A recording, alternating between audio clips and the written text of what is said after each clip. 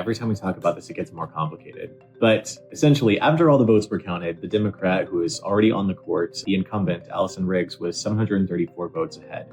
But her opponent, Jefferson Griffin, the Republican, has challenged over 60,000 ballots that were cast in this race in an incredibly complex legal challenge that is now simultaneously proceeding in state and federal court. Where it stands right now is that Griffin tried to frame his legal challenge in a way where it would go straight to the North Carolina Supreme Court, the one that he wants to join. What the court just said this week was that that was the improper venue for him to begin his challenge in. And so they denied to take the case at this point, and they're sending it back to Wake County Superior Court.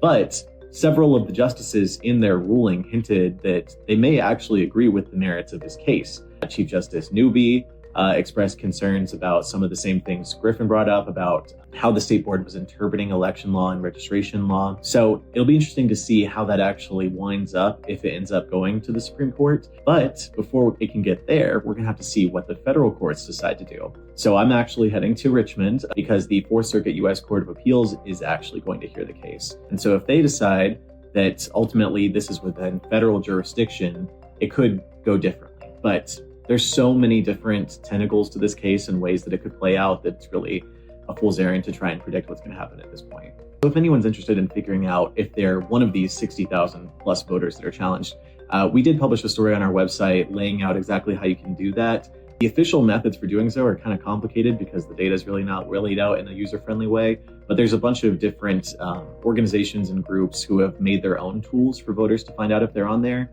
At this point, there's not really a way to get your name off the list. It'll just depend on what remedy a court ends up ordering, but you can find out.